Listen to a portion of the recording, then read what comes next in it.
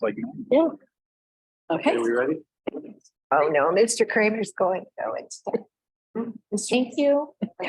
Thanks, Leila. All right, I'll be around. 6:32, let's go ahead and call the meeting to order. Call, please.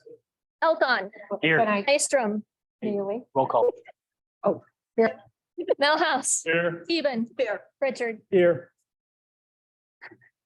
Okay, recognition of visitors, Julie? Yes, so we have Mrs. Sealer is here. I'm gonna turn it over to her. We want you to, come to the microphone, please. So that anyone who happens to be online can hear. And she has a presentation to share with you. Yeah. You want to pull it up, Paula? Here's our team. We have our social emotional team with us here today. Do you want to introduce yourself and say what you teach? They can put a face to the name. I'm Kara Bulver. I teach preschool. Amanda Reimers, garden. Amanda Jefferson, school social worker. Kelly Copper, first grade. Ellie Beckman, special education. Awesome. And they have been representing our district on our district-wide social emotional team. And also many of them serve at the building level on the social emotional team. And last time we were here, we told you all about WIN and how excited we were about WIN. But we are really excited about the social emotional learning that's happening at our school. And our district is doing awesome work figuring out what the next steps are. But we wanted to kind of tell you what's happening at Page and Lincoln to kind of highlight where we're going. And this little pumpkin baby is going to be in 4-year-old preschool next year. But he's going to be in preschool. So we needed some hope of our future little preschoolers coming our way. So if you want to click to the next one. Let's show you.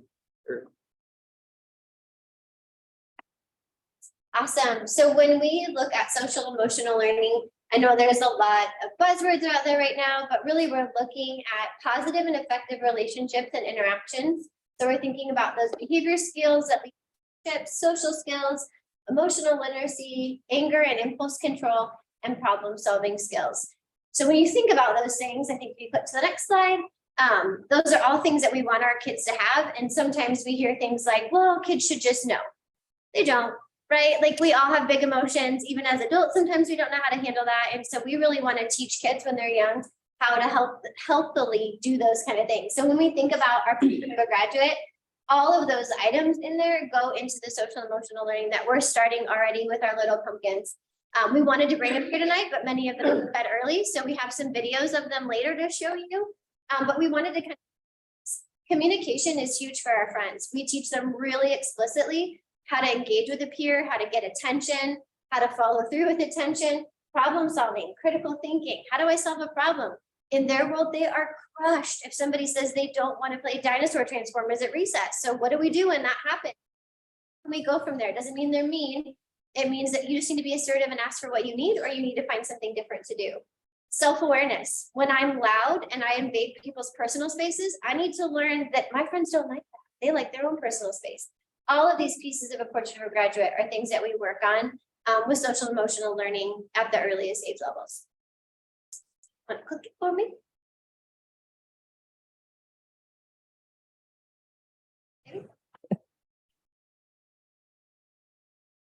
Sorry, I've never used this program before. Sorry. Our goal is really helping students regulate their own feelings, needs, and emotions. We think about what that helps them do to become a good friend, solve conflicts, persevere through hard things. I Googled the #1 reason that people get fired from their job. It's because they can't relate to other humans. There's conflicts between people. So if we start this young with our kids being able to handle conflicts, make friendships, work through hard things, we're really making them college and career ready. But that starts this young already with our little teeny tiny pumpkins. So we want to make sure we're doing that really intentionally. And we're doing that 3 different ways.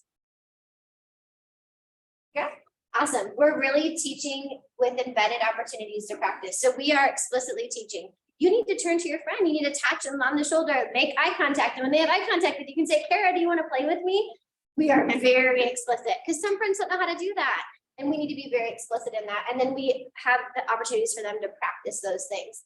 We have those structures in place to support them and then reteach them. If Kara isn't getting her peers' attention before she's asking them to play, we reteach it. We have her practice again. We give her good peer models. And then also building wide, we make sure that those supports are in place. We have common vocabulary, we have common reinforcement. We have building-wide programs in place, so everywhere that the child goes, they're getting the same reinforcers for those skills that we're teaching at our different grade levels. So some things that we have across our building is, you might have heard of zones of regulation, or you might have heard of us talk about emotional thermometer. It's kind of a combination of a variety of things. You're gonna hear a little pumpkin talk about being in the zones later. Actually, two different pumpkins talk about being in the zones. The nice thing about a visual like this is it gives our students a lot of opportunities to name their emotions, know it's okay to have a variety of emotions. And then the next step is, what strategies can I use to regulate that emotion? Sometimes they need an adult to help them regulate. Sometimes they can regulate on their own. We use the colors because that's something that kids can really can identify with. We also use animals and graphics and words. When you look at this emotional thermometer, the yellow is the one that kids really define themselves. As you hear kids talk later, some of them are going to say, it's when I'm silly, because that little pumpkin, but sometimes when she's silly, she feels like she's in the yellow. Others are frustrated. Some of my friends get frustrated with outside peers. And so they know that frustrated is that I'm annoyed, I'm in the yellow. And then we have that big yellow zone. We want to teach them what it feels like to be regulated and how to get back to being regulated again. We use a lot of opportunities to practice these and really identify with kids that it's okay to have big emotions. It's okay for my feelings to get hurt. It's okay for me to be really frustrated with things that are hard, but how can I persist? How can we get through those things that are really difficult? And what can I do to re-regulate? Anything else about zones you want to share? They really are excited to be here tonight. You can't tell. One really cool thing is that a lot of parents take this visual home and use it at home. I've had a conference with a parent before where they walked in and they said to the child, "What color were you?" And the child right away said, I was feeling red. And the mom said, "What do you do when you're in red?" I'm not even saying anything. And they knew how to regulate that. And that child knew exactly what they were talking about. We knew what to talk about, and we're having a common language with the kid around how to name those emotions in a way that's really safe. And then what can you do? The mom was able to say, "What do you do when you're in red?" Take a breath. I take belly breaths and then I take a break. All the things that they knew what to do. We want to articulate that at home, and the visual does a nice job of doing that. We have Alaska. If you guys have heard us talk before, we talk a lot about Alaska. Some curriculums call it take a break or time calm down. We call it cozy corner. But basically this idea of a safe place to cool down that's non-punitive. We as adults take breaks, right? We get up and we go refill our coffee, or we go talk to a friend in a neighbor cubicle when we need to move. We need kids to know that it's okay to ask for a break and take a break. We also know it's okay to step away, right? How many times have we had to step away from things? We want to make sure our kids know how to do it too. So we have Alaska in every different classroom. I have one in my office. Jess has one in PE. Everywhere in our school, we have a place for kids to calm down, and we teach it's okay to do that.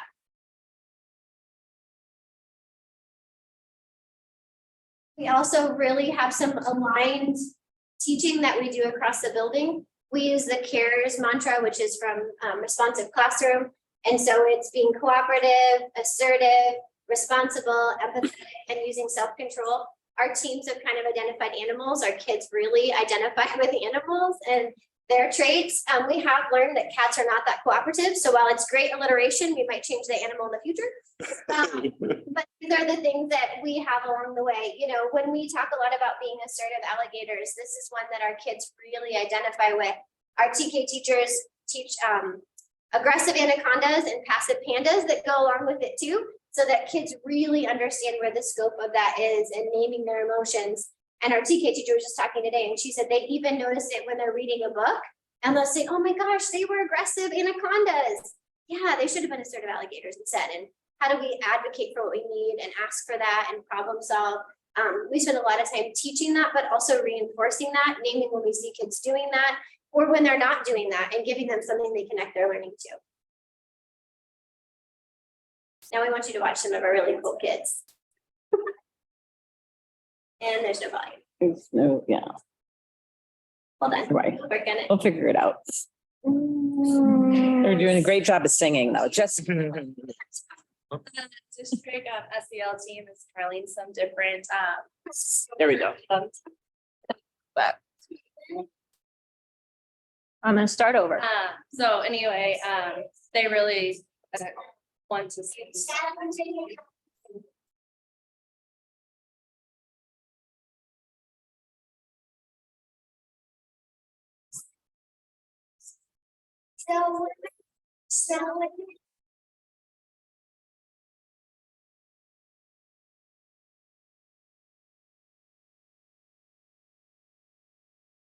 What does persevere mean, Slayer?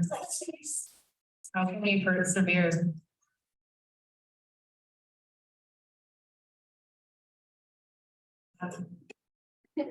So one of the words that they're learning are perseverance and one of the curriculums that we're trying, and they love the songs. The other day I was, What's that mean?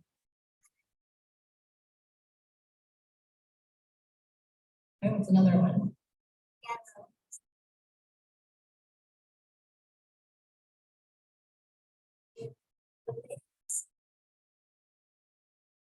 And what could you do if you were in those zones?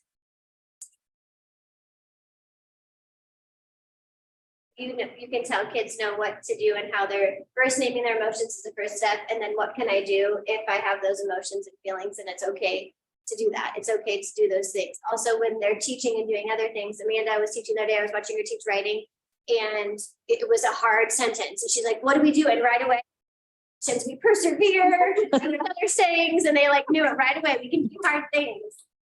And I think that connection for our students to remember, hey, I can do hard things, is really pivotal. And giving them the tools for the thermometer, what you could do for each of those ranges. So it's so easy for them to just be able to pull out because they practice and they role played and all that kind of stuff.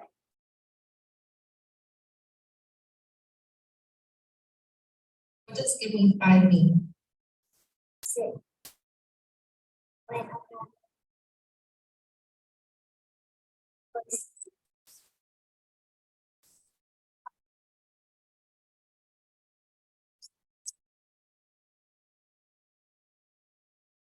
At the beginning, she said you could sit crisscross mermaids or mountains. So we even teach the kids mermaids, mountains are legs.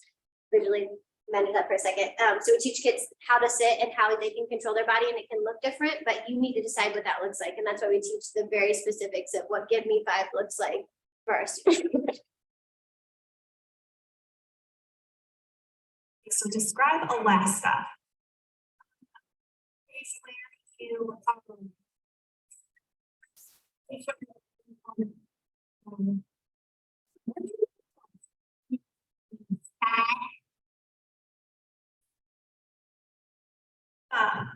Tell me about things that we have learned together in the classroom.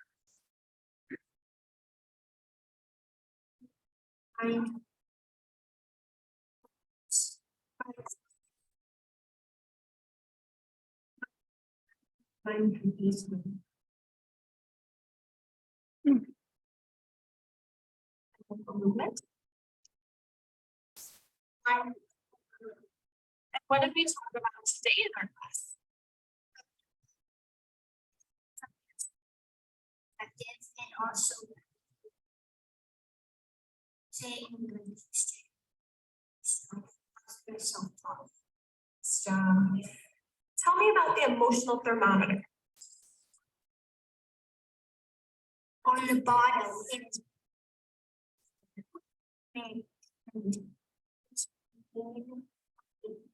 have a big circle in its brain. If you want it or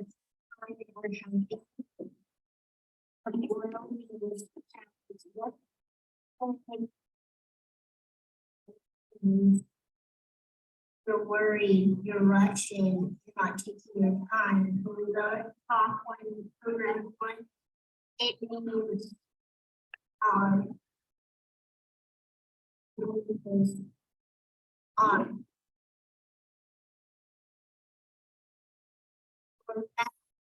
thinking something, you're breaking something, you are hurting someone, you're burying. Awesome job. And then the last thing, can you show me what we have practiced together? When somebody says something mean, you say, stop, I don't like that, you walk away.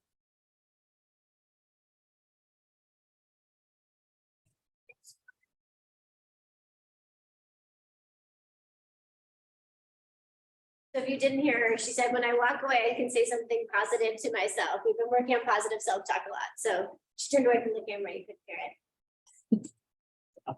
She was nervous, but she did a great job. What are you feeling when you're in the green zone? What do you do when you're in the green zone?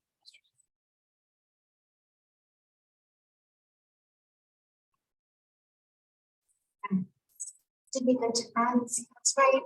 What about? Bring us focused. Great job. Colton.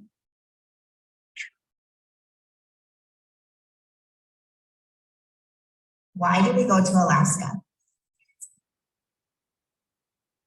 And do we need to take 3 belly breaths? Alaska? What zone are we in when we go to Alaska? We're in the red zone, the yellow zone, or the blue zone. Can you show us how to do belly breaths?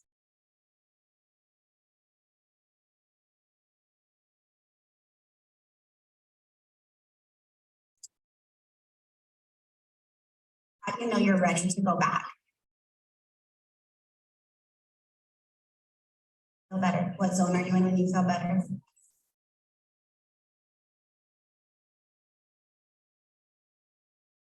So something that's been really eye-opening, especially with this process, that's one of my 4-year-old students, is that my 3-year-old students are also really buying into the Alaska, the zones of regulation, the belly breath, like they are requesting those breaks and they're doing that. And a lot of them don't have skills. And so to see these things that we put in place really early and then see them be successful as they continue has been really beneficial for them overall in their education as they move on from me and 3-year-old preschool and into 4s of kindergarten. So that's been really exciting to see.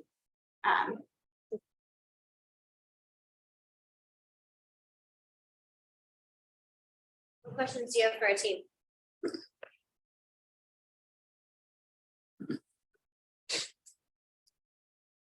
Go ahead, Matt. I was gonna say, not a question, just a kind of a comment, and I just think it's neat you're right on how they can regulate. I have kids that are now graduate out of that, I guess you could say, both in Franklin, but I think about like even, I don't know if it was being talked about then, but I still think about how much my kids think about like what's a problem and what's a big problem and how to help regulate those. I don't remember necessarily the color chart, but nonetheless, it was the same mentalities of trying to, was it a big problem or not? And then we still continue to work on that today. So. How many curriculums have you demoed so far? So we are on our third. We're just starting the third. Some Kara's done 2 lessons, but yeah, I'll get past so much. Yeah, and Kelly's gonna start here in a couple days. It's been really fun to see, at least with my group of students, since they're 4, they're kind of all about all the new things. So they jump right into it with me. But I can tell right away, like they really love this or they really don't. So I have to really buy into the process, which is really a fun experience, I think, for our whole group, because I get that authentic like, feedback from them, which is really helpful. And some people say, perhaps we should not be teaching social emotional learning because it takes time away from other things. You guys have been doing Alaska for a long time and giving kids the opportunity to make good choices. And so I'm sure you will not abandon this good teaching. I mean, it's just embedded, it's just part of what good teaching is. So thank you. I think we can't teach anything else unless we're regulated, right? We can't learn and yeah. We used to just say you have to be ready to go to school, and what does that look like? Yeah. So is it like would it be like a win time thing or throughout the day, through all your lessons? I mean, social emotional learning, when you pick a curriculum, what's it look like next year or the year after? So right now in all of our grade levels, we have a block of time set aside for social emotional learning. So ours right now in preschool is towards the beginning of our day, so with our current curriculum, and then we are able to embed the skills that we've practiced during that time throughout our small groups, our other whole groups, their center exploration time. So we can take the skills that they're being explicitly taught and really build off of those and reinforce them, as opposed to like being reactive if we see a problem. We are front loading Whereas kindergarten, we have our morning meeting time, so we're really building those friendship skills. And then we also have another 20 to 30 minutes in the afternoon that we really work on a specific skill. So say we were working on perseverance, we would practice what that might look like, sound like, we'd read books, maybe do some demonstrations, and then we'd start moving on into our guard literacy instruction. But we'd really just dive all in for that every single day on that skill. I would agree. I feel like you can't go without 5 minutes without talking about a problem or a feeling and how we can solve it. So. And I think, sometimes after lunchtime, I don't know about if you guys have been to lunch recess lately, but that's a great opportunity to have some things you need to work on right after lunch and debrief. So Good reset. yeah, I think it wouldn't instruction that's intentional. We aren't being reactive all day. We can be proactive instead. And we can say like, hey, remember how you persevered? And I'm like, yeah, I know to do that. Or the other day I was talking to a child and a parent and I was like, what do we do? And she's like, be an assertive alligator. Like they know, they just need the teaching to go along with it. And then the reminders. I think having that common language, et cetera, and it de-escalates when it kicks in that memory. And that's very helpful. Yeah. Thank you again. Thank you so much. Thank you. Thank you.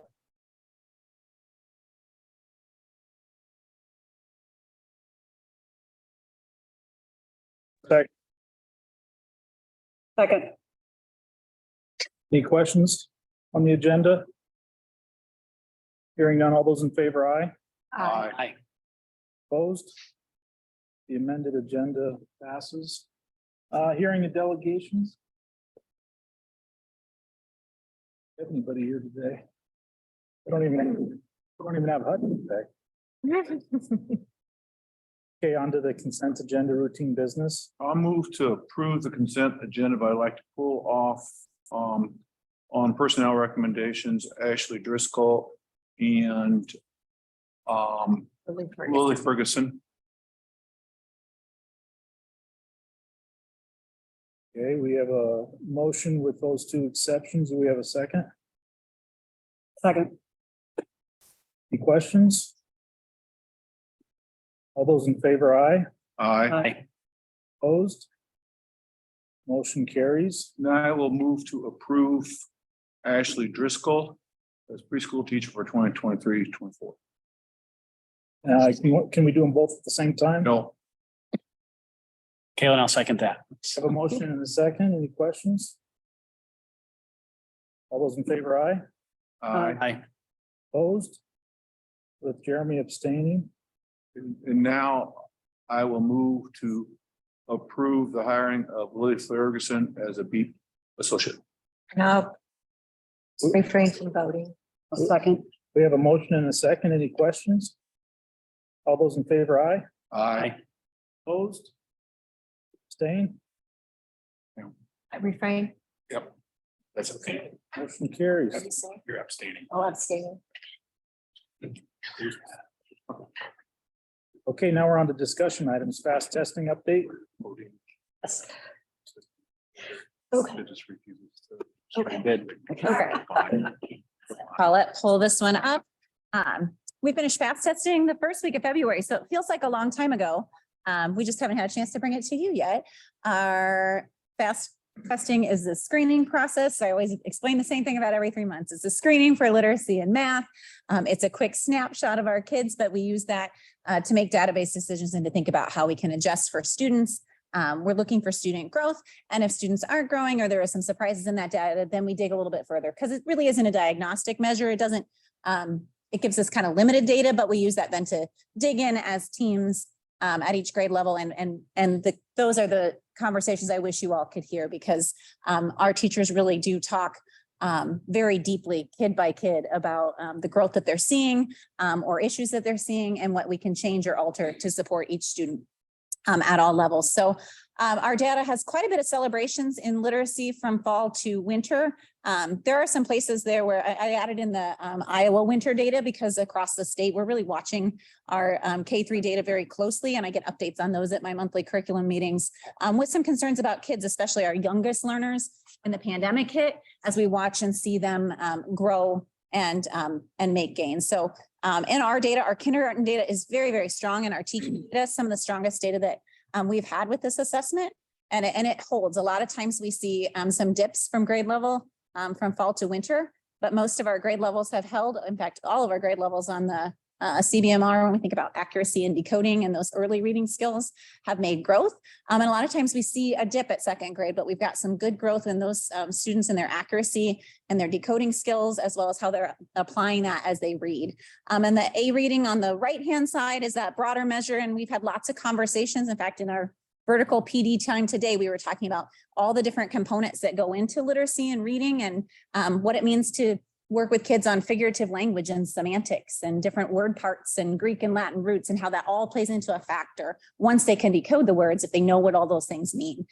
So lots of good work happening there.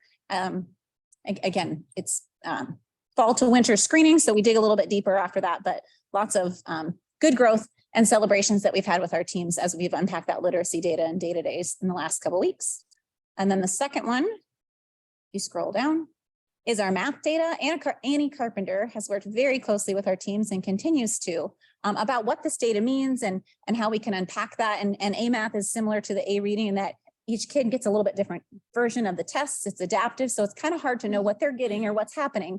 But she has kind of explained to us that it can be frustrating because we often see, in fact, when I look back historically, our fall to our winter data often goes down, and that's frustrating to our teachers.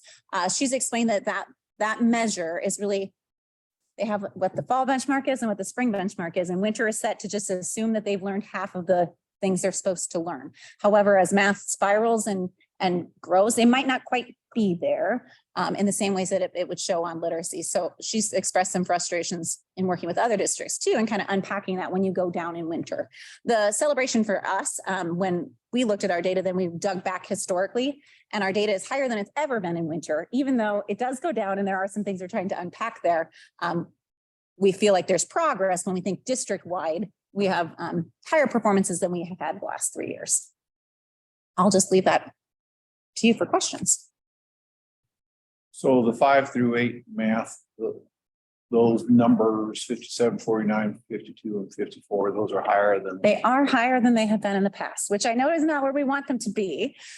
Screening wise, though, they are. In fact, the middle school has made the most gains in where their kids are on the A reading assessment in winter. So our new math program's starting to see a little bit, but it's got ways. I see us moving the needle. I think adding, and we don't have Scott here tonight to speak for that, but I do think that the dip that we had seen in 5th grade in the past in fall to winter is less than it's been. I think adding the additional instructional time and seeing the ways our teachers have been able to collaborate and structure that time is huge for kids. And when we work through things with the state as far as school improvement, the first thing they ask you to do is say, do you have the instructional time? If you don't, you can do all the really great practices, but all you can do is talk faster like I do. So we do see that there are some gains there, and we're watching that very closely.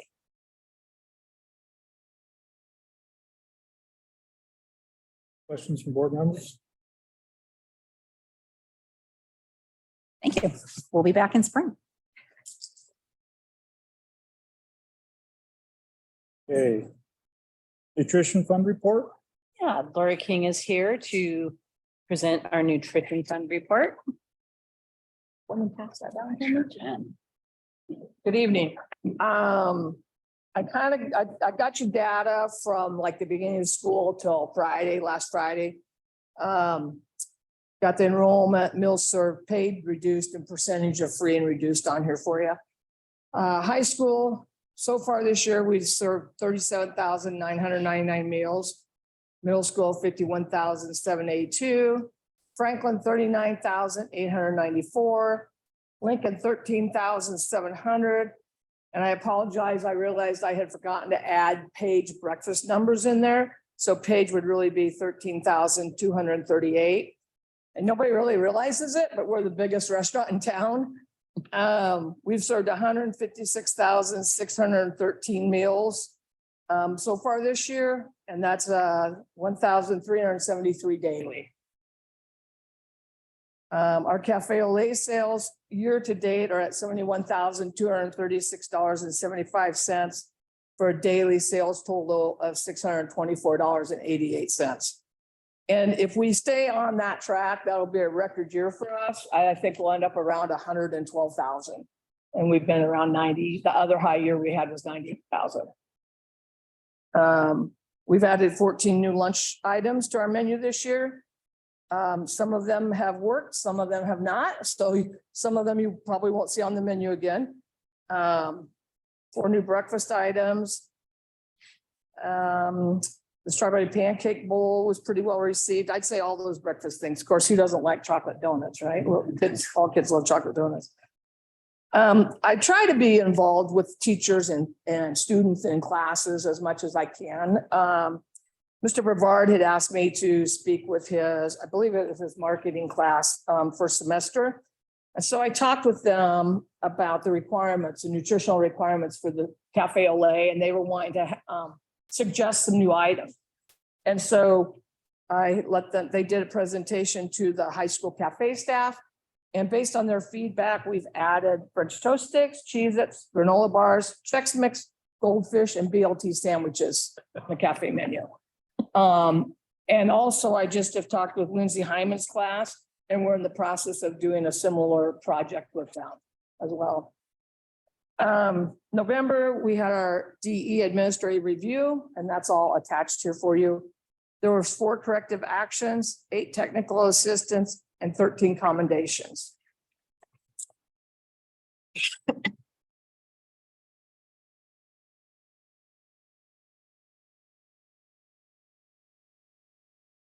All that documentation is there for you to review as well. On October 4th, I was honored to host Senator Joni Ernst in our building here at the high school. We had a roundtable discussion about school meals and the challenges facing our programs. We were joined by 4 school nutrition directors from around Iowa and our food service secretary, Jericho Heller. We had a great discussion with the senator and gave her some good information to help her make decisions on the Ag Committee. And the Ag Committee is the committee that, yes, that handles USDA funding and school meals and things. Yeah. I'm also very involved with School Nutrition of Iowa, and I was just elected to a 3rd second-year term starting in June of this year. Last year, I served as legislative chair for SNAI, and I currently serve on the legislative, finance, and SOP bylaws committees. Stephanie Hawkins, vice president of SNAI, and I were fortunate enough to meet with Iowa Secretary of Ag, Mike Naig, on February 6th, and we began a discussion about the possibility of getting some added funding from the state of Iowa, or being able to possibly use our USDA dollars to purchase local beef and pork. I attended the breakfast at Iowa State House on February 7th, the day after we met with Secretary Naig, and I'll be representing Iowa in Washington, DC, March 5th through 7th at a legislative action conference. We'll be meeting with all of our senators, representatives about our concerns and challenges that we have in school nutrition. I'd also like to recognize the 22 members of our school nutrition staff here at Boone Community School District. Their dedication, compassion, and care in nourishing our students daily is inspiring. And we are really lucky to have these dedicated people working in our district. So, questions? First, thanks for all the extra stuff that you're involved in, and having the senator here at our school for your that's a huge honor. So thank you for all the additional work. The only question I had, and it's just an observation, when you look at Lincoln and Page combined, that's roughly 26,000 meals in Franklin for roughly the same enrollments, almost 40,000. Why do you think there's a jump there? I think K1 is really hard to feed. Elementary is hard to feed anyway, but those K1 kids are so picky, just so picky. I mean, we have so many sack lunches come in. I got you. I really think and I think that's probably fairly typical of elementary. I haven't looked at other districts' numbers, but I know that we all struggle. I always say if I could get by with a 5-day menu for elementary. Chicken nuggets, chicken nuggets, chicken nuggets. Hot dog once in a while, pizza once in a while, then they'd all eat, but nobody wants a 5-day menu, and we need to encourage them to try new foods. Yeah. As well. Makes sense. I think that's why. Yeah. Any other questions? Are free and reduced. Are those numbers coming back? You know, this is the first year, last couple of years, because of the COVID, all meals were free. I see we're at 41.5% overall percentage free and reduced. Enlighten me compared to pre-COVID, what were those numbers? And, They definitely are coming back. Definitely coming back. were we over 40% before? Or I'd say we've always bounced around probably 41 to 44% district wide, maybe at some point as high as 45. there's some number, I can't remember what it is, that the building at a certain level, everyone is free or the district. Well, you become potentially eligible. I believe it's at 45% for that, but that's not physically I mean, it's not financially possible to do that. I mean, even the state will tell you, you have to have, you know, probably upwards of 65% because you get no funding for the paid kids. Okay. You get no funding for the paid kids. So you have to have a high enough percentage of free and reduced students that that you're not losing money. You're getting enough reimbursement to cover your paid students. Because you get no reimbursement from the state on paid students. And, we used to have to find out those things for Title I. And always the high school drops off a lot. Always. Yeah. Do they ever talk about making the program free like it was? It seems like during those years for kids. Yeah, actually, great question. This is kind of my soapbox, but I'll keep it short. It's totally my soapbox. That's why I'm so involved in legislative things. When I was in DC last year as well. And, we all know we had the free meals for those 2 years and it was fantastic and everybody loved it. And when we were in DC for Legislative Action Conference, there was 215,000 contacts that went to the representatives and senators on the Hill the 3 days that we were there, and we still didn't get it. So I don't think the hope is very great, but of course, we're still asking for that. Legislatively in Iowa, we have had one bill introduced and we have another one pending that to have free meals for all Iowa students. We would use all the reimbursement from the USDA that all the schools get, and then Iowa would cover what's not paid for. I'm not sure we're going to get that funding, but we're sure asking. We've got one, like I said, we have one bill that was introduced yesterday or today. Wouldn't have been yesterday, Friday or today, and then there'll be another one coming to the floor soon as well. But Minnesota's been working this at their state level for 10 years. So we fully don't expect, it'd be fantastic if we could get it this year, but we fully don't expect to get it. One other thing, Dr. Millhouse, when you ask about free and reduced, the free and reduced numbers for this next year have come out and they actually raised the income level 8.1%. So that should help us. Make you eligible for it? Yeah. Okay. So the income level went up 8.1% for next school year. And that was one of the things that Senator Ernst had a real aha moment was when we told her what the level of free was, the income level for free, she couldn't believe it. She was blown away. And most people are, because they don't know, they don't realize it. So hopefully that will help us by more. What are the levels? Pardon? What are the levels? Oh, gosh, I can't tell you off the top of my head. A family of four, I think it was somewhere around or 34,000. I can't tell you off the top of my head. I'm sorry. Like 26, and I'm sure it's high. Yeah, I think it was around 28 or 30,000 for a family of four. Okay. Yeah. And those change annually. So, we put that in Infinite Campus and it spits out the information for us, whether, they qualify or they don't. And we all know, sitting around this table, that kids who are sitting in the classroom with an empty stomach, be it morning or afternoon, don't learn as well. So that's why this is a critical issue with our state legislators. Yeah. The other thing is, you need to make sure that parents, listening tonight, they want to be discreet. They can they're afraid their kids be embarrassed or something. Please, parents, talk to the school secretaries discreetly. email the school secretaries. Actually, that goes through me. Comes to you. I'd love to have them get a hold of us. We'll do anything to help No, if we can. Get that Yep. started if you have any.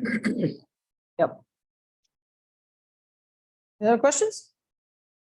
All right, thanks. Thank you for coming. Thank you. Okay, on to action items, 0.1, which it was Chromebook bids, right? Yes, Chromebook bids. You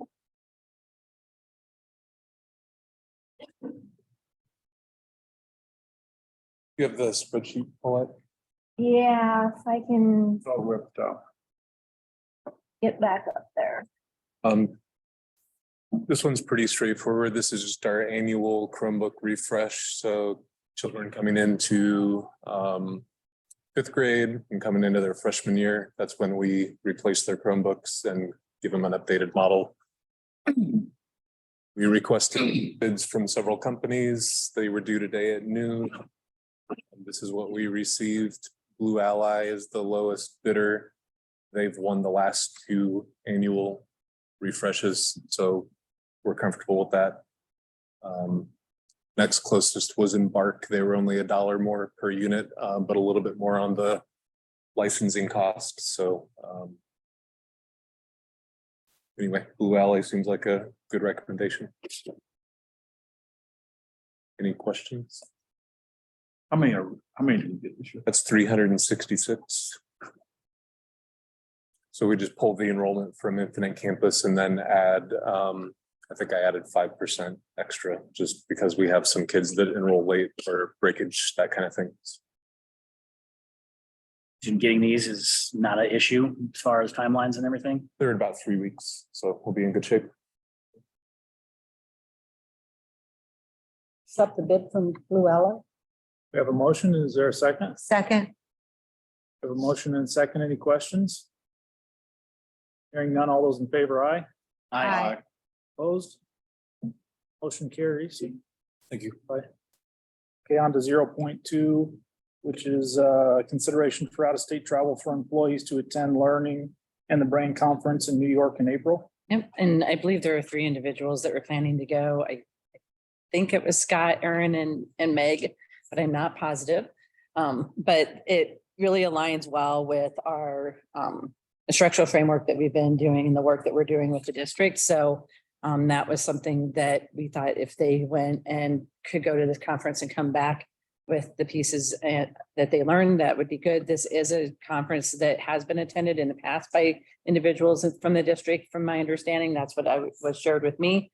And that they found that this particular conference was extremely beneficial then. So they're hoping for the same in April as well. So I would recommend approval of the out-of-state travel.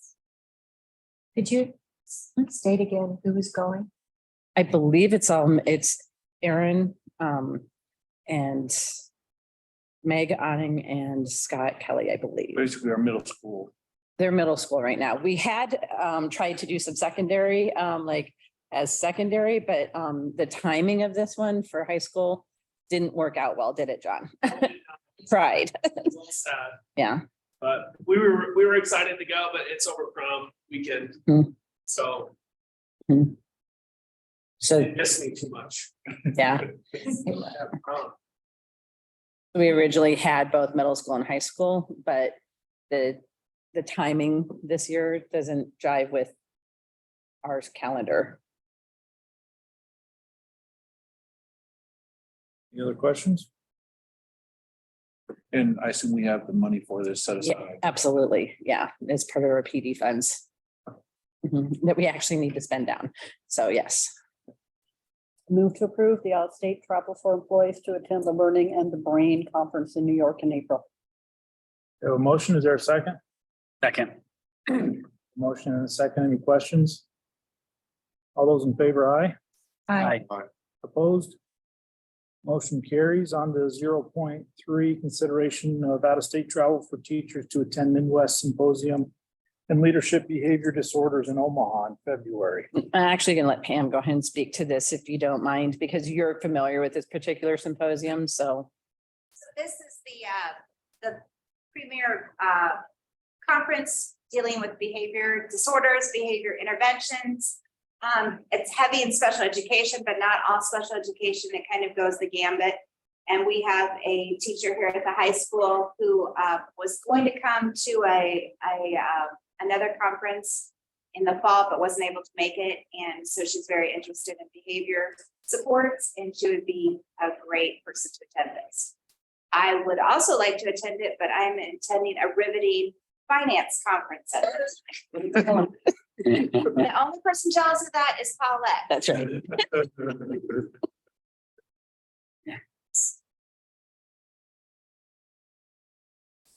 Questions? Otherwise, we'd entertain a motion. No, I'll move to approve. We have a motion to approve the out-of-state travel. Is there a second? Second. And I'm just for housekeeping purposes, finances were fine on this, and this is not an overnight stay. It's just a drive down. This is a one-day conference or 2-day or. No, I think it has to It's be. a couple overnight. day, yeah, it is an overnight, Yeah. yes. It would be. Yep. And the behavior disorders conference is not Omaha, it's Kansas City. Ah. Oh. We had the wrong city. I think it was in Omaha before, maybe. It's Omaha. Yeah, that's why. Probably should. So we'll change it to Kansas City, yeah. I think, Friendly amendment accepted. Move to approve the conference in Kansas City. did we have a Travel second? expenses. Did we have a second? I can't remember. Elthon, yep. All right, any other questions or comments? All those in favor, aye. Aye. Aye. Motion carries. On to action item number 1, elementary orders. Yeah, so you can see that we have several change orders that we just need to approve, and actually with regard to ledges, we've not had a lot of change orders considering the size of the project. And these are all change orders that we feel are necessary, and so I would recommend approval. I'll move to approve the change orders as presented, CC 01. Second. All right, we have a motion and a second. Any questions? All those in favor, aye. Aye. Opposed? Motion carries. Number 2, softball field rental contract. Yes, so Brett's not able tonight, I don't believe, but he's just recommending approval of a 1-year contract with the Boone National Little League to rent our softball field. And so the annual rental fee is $7,500 and is paid out of PEPAL funds. We would recommend approval. So we have a softball field to play softball on. I'd move to approve the 1-year contract with the Boone National Little League for softball. We have a motion. Is there a second? Second. Motion and a second. Any questions? All those in favor, aye. Aye. Opposed? Motion carries. Number 3, DLR contract amendment. So we have an amendment number 4 to our professional services agreement for the playground equipment for design services. This is just the cost for the design, bid, and construction phase of services of $25,000. So we would recommend approval of that. Any questions? I'll move to approve the DLR amendment. We have a motion. Is there a second? Second. We have a motion and a second. Any questions or comments? This is just for the design one, sorry, just the fee for the design process, and then it'll come with options for. Bid process and, yeah. Yeah, that's not the cost. That's what I, well, Unfortunately, assume not. I just wanted to check on that was a fee for that. unfortunately not. Another 0 on that or more.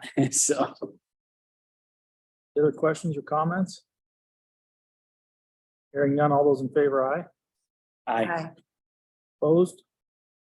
Motion carries. Number 4, establish quotation date for Boone Ledges Playground Equipment and Surfacing Project. So we just need to establish the quote date, and we have that set currently for March 14th at 2.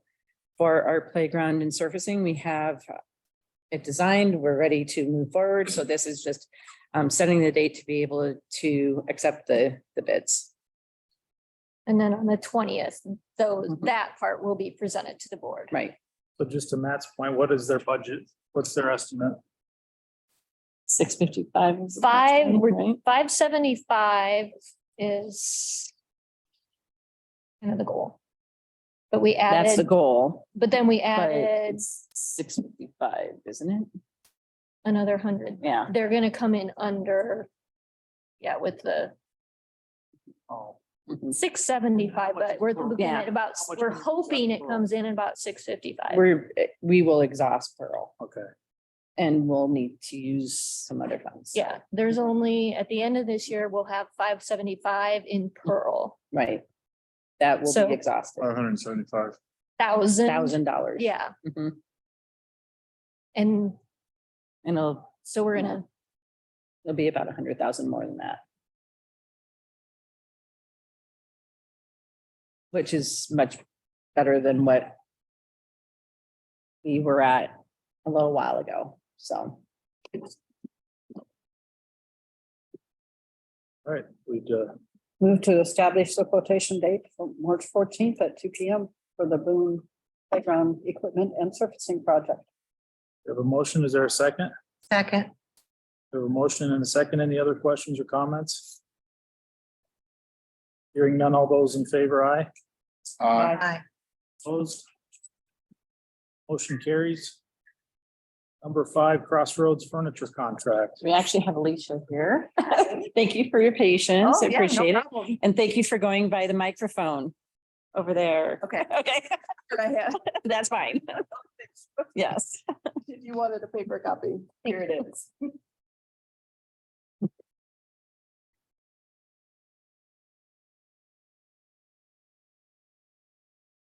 Welcome. Welcome.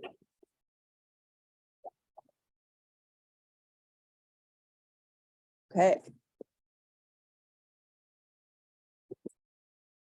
You have. You able to pull that up?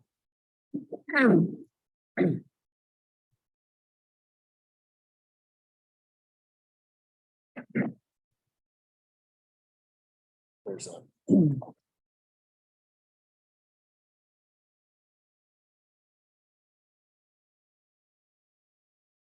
Thank you. We'll have it on the screen as well as in your hands, whatever's easier for you to see, and if I point to things. If I go up here, will it still hear me? Talk really loud. I'll stay here most of the time. There you go. Yes, that'd be good. So thanks for your time tonight. I appreciate it. Again, my name is Alicia Wilkinson. I've met you all in the past with Tenfold Architecture and Engineering. And tonight I'm here to present furniture, the furniture design for the Crossroads School, as well as because we're looking for approval on that. So we'll start with, first you have a floor plan in front of you, the first page. And this is just the overall floor plan. The futures is on the left portion of the building, then the gym in the center. And then off to the right is the homeschool portion. Just as a refresher, it's probably been a while since we've shared this information. If you want to go to the next page. This shows the finishes. I won't necessarily go through them all unless you have questions. It really sticks with the color scheme of the red and the green, and then in the media center library area, there's just a little bit of additional color in one of the fabrics. But it really goes with all the finishes within the rest of the building. And we worked with Workspace on this, a furniture dealer. So we collaborated with them in the school on this. Next page. Just showing you 3D views of the spaces we're going to dive into the furniture on. This is as you enter the Futures reception area. And then next page. This is a Futures classroom example. The furniture in these images aren't exactly what it's going to be. Those will come in the following pages. So we'll go through each page by page and just showing the classroom or whatever room it is floor plan with the furniture shown next to it. So this is a Futures classroom, and there's a lot of flexibility on the furniture for different learner types and different situations that they may need at different times. So some are like sit or stand type of spaces. There's wobbly stools for people that have those needs, and then the teacher desk and storage along with it.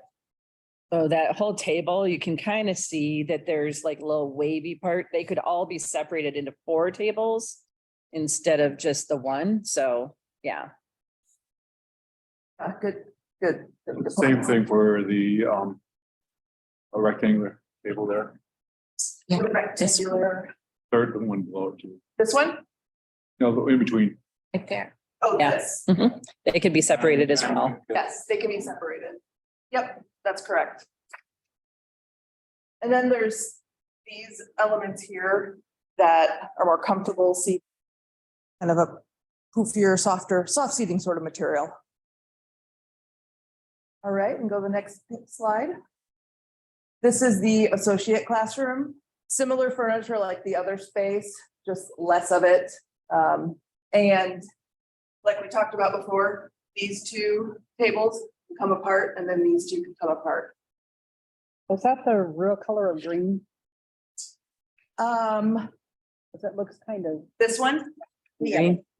So this is more, this is the real color of green and this is a brighter version. And we just have a small amount of a brighter green that will pop out throughout the spaces. The darker green will be a more dominant green within the spaces. Actually better shown. It doesn't look exactly like that. It's better, yeah. Yeah, it's not, because that same reaction when Kim and Barb were meeting with us, that was one of the questions they asked you. And so we actually had the fabric in front of us, so they approved of all of everything that we're going through. That's something that they have said, you know, this is what we want. And so that's how this was arrived at, was our staff that will be actually in the building. We're helping to make those decisions. Any more questions on that? Okay, let's go on to the next page. Here we have in the future, we're still in the futures portion, small group room as well as a mother's room. And these chairs, is the same soft seating, it's just 2 different positions, this flips out. So we wanted a space that was softer, people could have their own space to sit. And we had some really good feedback from Kim also about even the textures of the fabric and how that's going to be soothing. I mean, she could think of ways it could be helpful for students, so. And in the mother's room, it's a chair, soft seating chair, a little laptop stand, and then an ottoman. Next space, the maker space. The table style's different than the other spaces. It's that butcher block top. And it's got this metal, these metal sides have these cool places where you can like hook on different bins and materials so they can store things within them. And even below here, there's a place where there's bins to store items as well. And we have a lower height one for accessibility and then a taller one, counter table height. Right, we can move on to the next. The conference room is the future's office or office space, and we allocated appropriate seating in there. We talked through with Barb and Kim for each of their spaces, their offices, how they interact with family members, students. So we really thought through all the different needs that they will have, especially if a whole family comes into those spaces and how it can be usable. And if one student just needs to be in that room with the teacher at that time. Next. And this is a 3D view of the media center in the homeschool side. So we're transitioning to the homeschool portion of the building, and this area right here, you can see this fun-shaped soft seating area. It actually come apart and reconfigure, but we found this to be a really good layout within that space, and it allows for different people to land at different points. Like you might have a table and then you can throw a chair up to it, or just a laptop table, so you can interact with people or kind of have your own space, different meeting spaces within that grouping, and different seating types as well. Then here's the floor plan view of it. The piece I was just talking about running through here. Again, these are all separate pieces if they needed to break them up or reconfigure the room a little bit. And then all through here are the bookshelves. There's shelving here, here as well, and that's what those look like there. All right, next. This is just showing more of the shelving and then the book return, which will land right here, but it's also movable. It's mobile. I mean, it can be mobile to some degree, so if it needs to shift at all, so that's right there. The two pieces that come together. And the upper right corner, this is the storage unit that goes behind that library desk. Very, like, it has doors that close, but it's also the one that doesn't have doors, is to show you what it looks like on the inside. There's these bins you can pull out and it's pretty flexible. And also like the cool colored side that has some more storage on the side of it. And then this piece here is inside the processing center right there. There's already shelving in the construction package as well as some millwork. There's a copier printer there. And this area here is what this is. They needed a work surface and some more storage. So that's what that's for. It's also a tack board where the red portion is. Of one of the classrooms. And again, the furniture is not exactly it. It will come here in a little bit. All right, let's keep going. So on the left, there's one classroom, and on the right, there's another classroom. Very similar mixture of furniture like in the initial spaces we looked at. Okay. Another classroom, and yeah, we just work through each of these spaces with what needs they had for the teacher and the students in each space. All right, yep, you're good. Makerspace, this one just has 3 tables instead of 2, 1 lower accessible height, 2 taller, and then a teacher desk. Should be good there. And then in the workroom, the only piece of furniture, well, pieces, are the conference, it's like a conference table, but the table as well as some chairs around that. And then the mother's room, this one doesn't have an ottoman. There just wasn't as much room in that space for that one to have that. All right. Oh, I think that's it, isn't it? That is it. Okay, now we'll talk money. Okay, so, yep, you've got the last page on there. So the subtotal for homeschool was $92,392.01. Subtotal for futures was $42,800, around $30. Total of both of those, $135,221.67. Then you see the installation fee on there of $15,000 and delivery, excuse me, that's both delivery and freight charges next. You see there's no tax on that.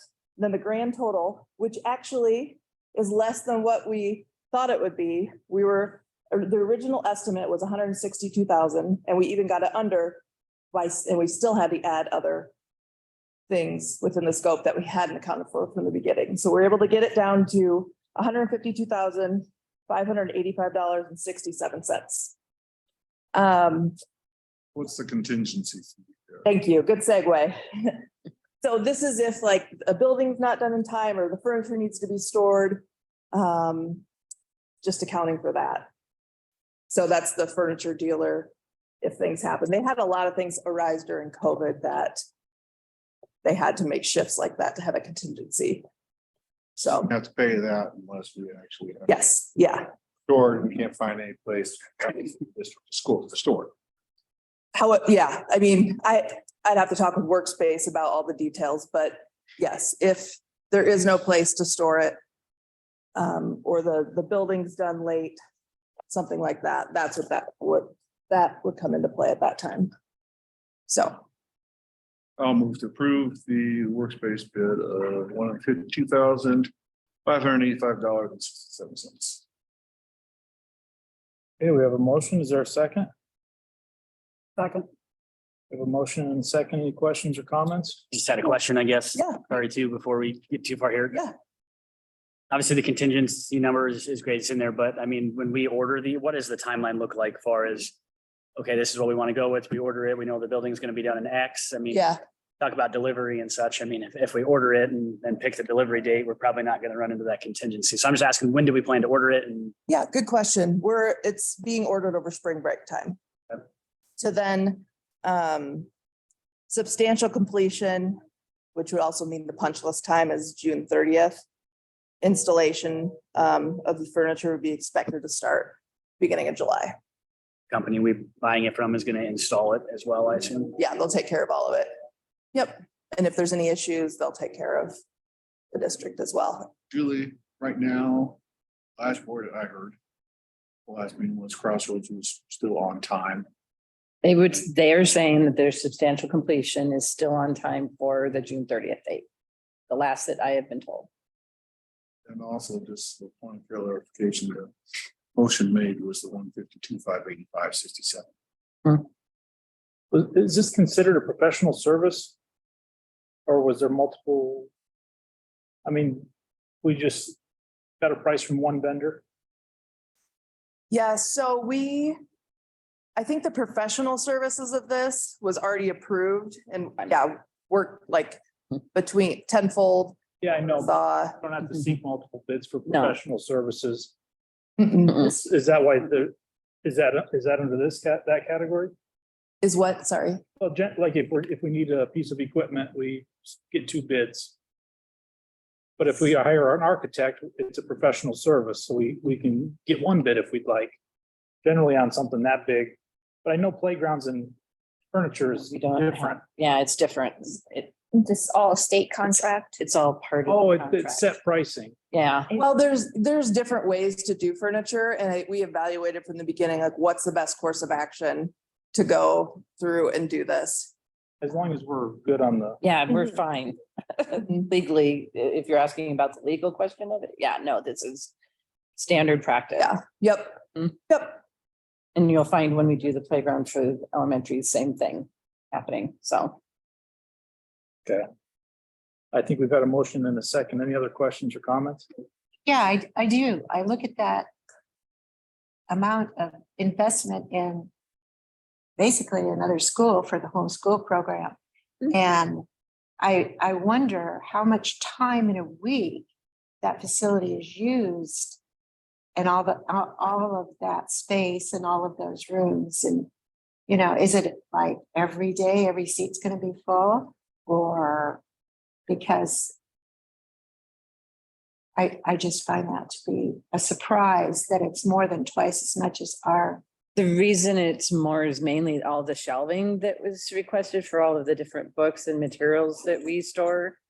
I mean, that's. The media center is on. media center is on the homeschool side. The futures side. Yeah, Yeah. had it on the future side, it would have been on the future side. So, It's for everyone, right? well, it's really, it's the assume so. homeschool materials. Yeah, I Yeah. would say they collected books for Hmm. a very long time. Which they're going through and, you know, Yeah, purging the things they need to, but. I mean, I would say the same thing's true on both sides, that we have students every day at Futures, but different numbers every day, and the same thing would. and I understand that. And now that we're out of COVID time, they are able to return to some class time that they have done previously that we did not do during our, during COVID, when it was not, when we couldn't come together. And I mean, you know, to bring everybody together, like on Fridays when they might need that space, I just wondered how much time it would be utilized.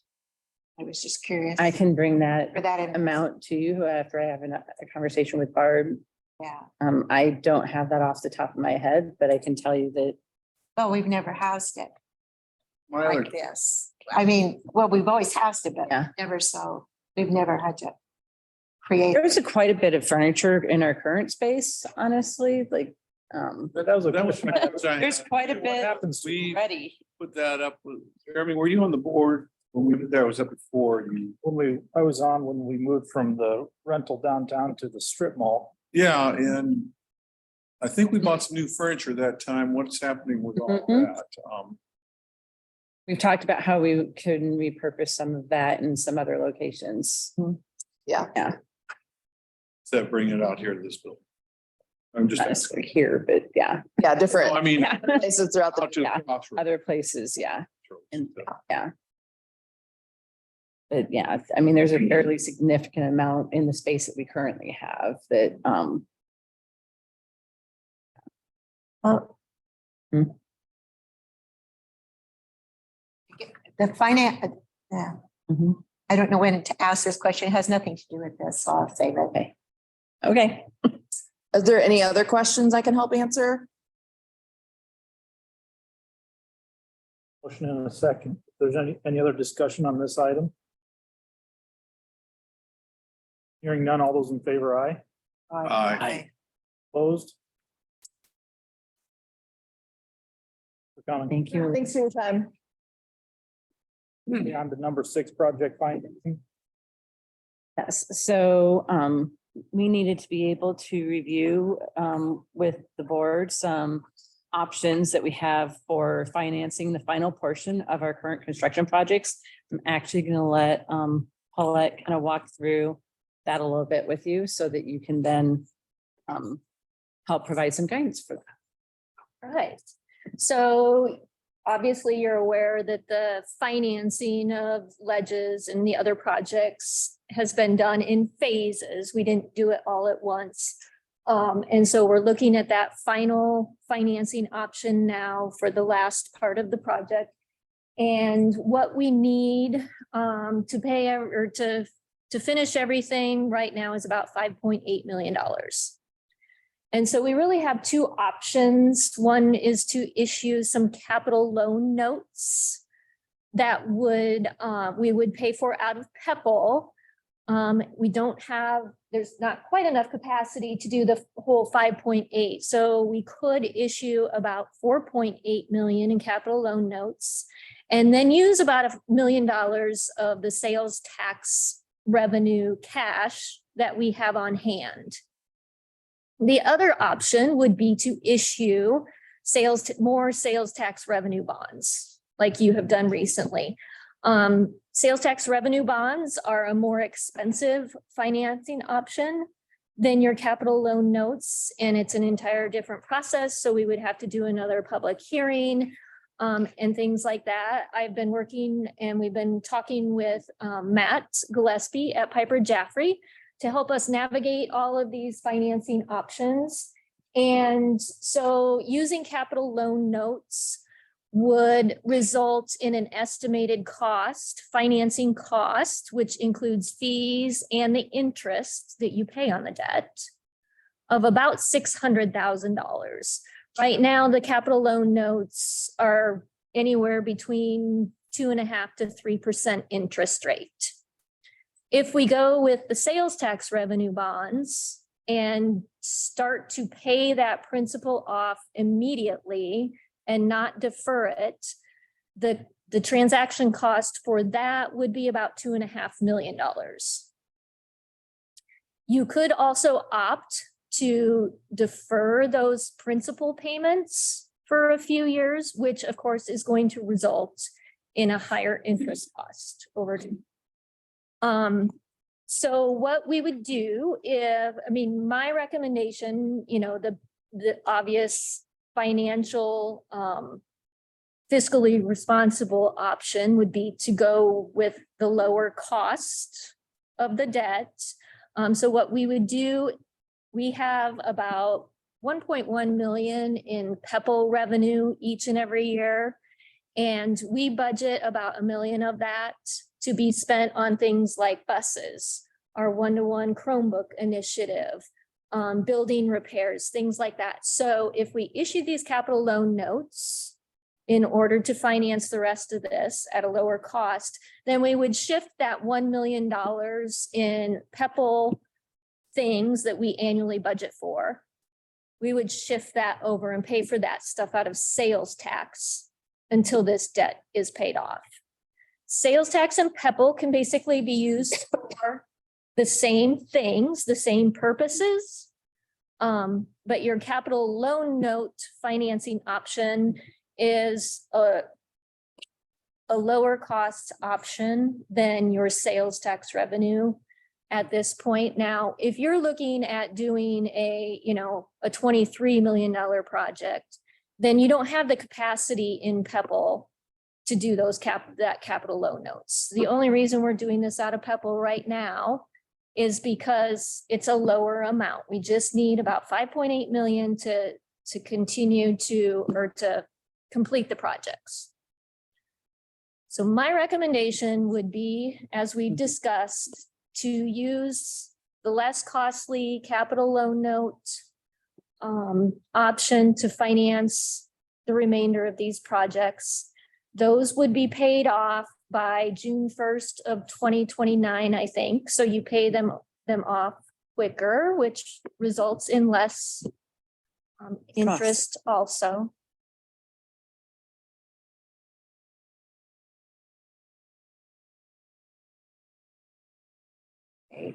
Does anybody have any questions? Yeah. So what is our annual Pepple amount It's about 1.1 million right now per year? per year. Yes. Really purging Pepple. We would need, so we'd use sales tax or anything that would come up like. Right. Right now, we have about a year's worth of Pepple built up. We have a fund balance that equates to about 1 year of Pepple. So we would just move our annual $1 million that we budget for out of Pepple. We would budget all of those expenses out of sales tax instead of Pepple. I just, thinking, what if there was a bad We still have, catastrophe with a bus or something in it? No, we would still we would still be able to pay for all of that stuff. We would just pay for it out of sales tax instead of Pepple. Have enough. Yeah, sales tax reserve Yeah. yes, to be able to cover that a little bit. yes. Oh, yeah. Enough to Okay. cover these, this $5.8 million. So this is the most Well, cost-effective way to sounds do like it. it, that it is, because you'd save a lot of interest. Yeah, I mean, you're gonna save about $2 million in interest if you Yeah. look here. Paulette discussed these numbers with me earlier today, since I've been doing this for a few years, unfortunately. And I would, after visiting with her and also looking at the other option of deferment, in order, if we want to be good stewards of our district's money, going with the top option and taking this money from Pebble is definitely our best option. And we can save, we're gonna save dollars over that 8 years time. We can use that $2 million a whole lot of other places on our campuses in the next 3 to 5 years. If you look at our needs that we still have in those 5 years time, that $2 million will come in very handy. So the most cost-effective way to do this is the lower one and then save $2 million to in 2 or 3 years come back with another use for that. Sure that you folks will find another use for it to you.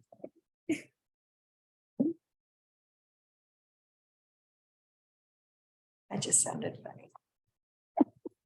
Is that a motion? I will move, yes, to go ahead and proceed with financing through the Pebble in the amount of $4.8 million. So the motion, is there a second? Second.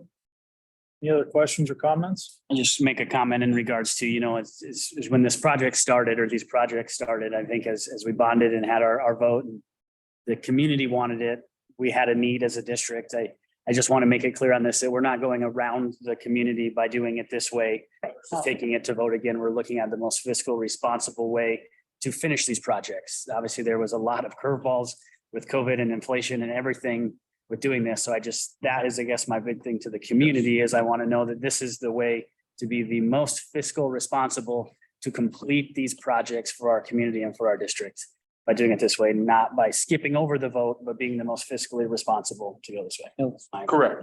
Yeah, I could. Sum that up well, Matt. Thank you. I want you. everybody to Right. realize this Both options don't involve voting on in any capacity from the community's perspective. So I do think that's worth noting that these are two different options that are available to public schools to provide for this type of overage that we have. we're just trying to be the most, fiscally responsible. So I appreciate that you brought that up. Any other questions or comments? Got a motion in a second, no other comments, all those in favor, aye? Aye. Opposed? Motion carries.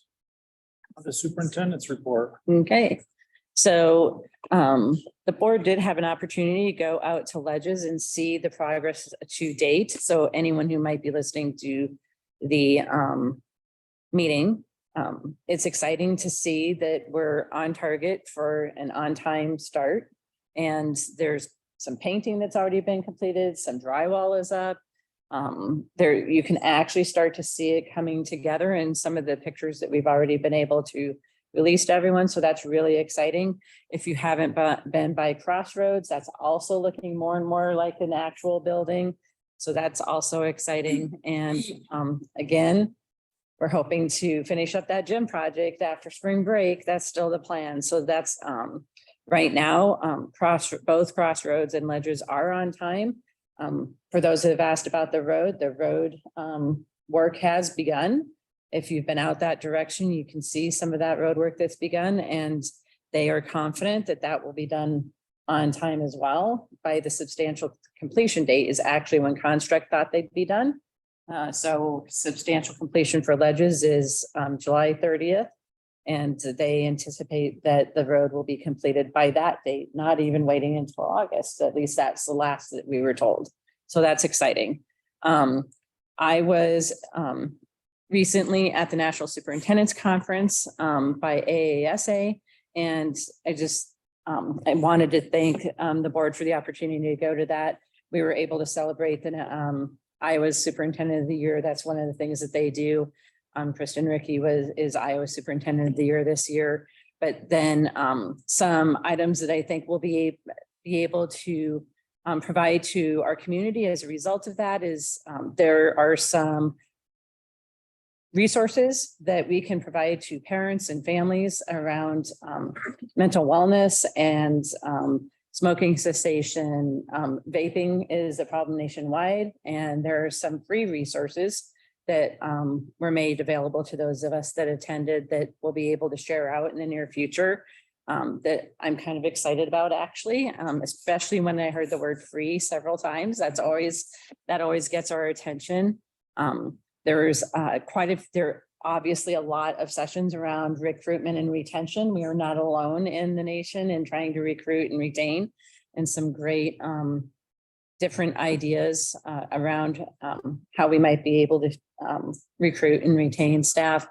I think it's important to note that, again, we are not in a unique situation in our district nor in our state with regard to that particular topic. And then we also had opportunities to do a lot of collaborative, they call them roundtables, where you go around and just share out the different things that are happening in different districts so that you can learn from each other. And so that was something else that took place at the conference as well. So I'm really excited to be able to start sharing out some of the things that I have learned. Haven't had an opportunity to even share with my administrative team some of those resources, but I'm anxious to share with the parents, especially the parental resources, because that's something that I feel has been missing in some of the things that when we talk about having a lot of needs, our student needs, we've had a lot of parents ask us for resources and we've not had that opportunity. So I'm just really excited to have some digital resources for parents so that they can access them at any time of day or night. They don't have to come to the school to access them. They'll be available on our website, and we'll try and provide some opportunities for learning for parents too, if that's something they're interested in. But I think that's the biggest takeaway I had from the conference were some of the free resources that we'll be able to provide to our parents on the very topics that they've been asking us for. So that's exciting to have that. And for anyone who thought it was nice and warm, I walked to my conference in 35-degree weather, so it was not warm. And I'm happy to be back home. Fargo? It was not in Fargo. It was actually in Texas, and it was 35 degrees. So I did not take my winter coat. That was a mistake. But yeah, it was fine, but quick couple of days, but it was definitely worthwhile and appreciate the opportunity to be able to go to that so that we can bring some things back to our districts. Anything else? That's it. I think that concludes this portion of our meeting. Are we gonna stay here or move? We're gonna move, I hope. This one we can actually adjourn it. Yeah. We can adjourn. I'll move to adjourn. Second. Those in favor? All right. Things adjourned. The next part is not considered an official meeting. It's the actual exempt, it's not closed. It's. Who was the second there? We picked between the two ladies, whichever one at the same time. Okay. Doesn't matter to me. Who has seconded the least amount of times? Give it to him. Give it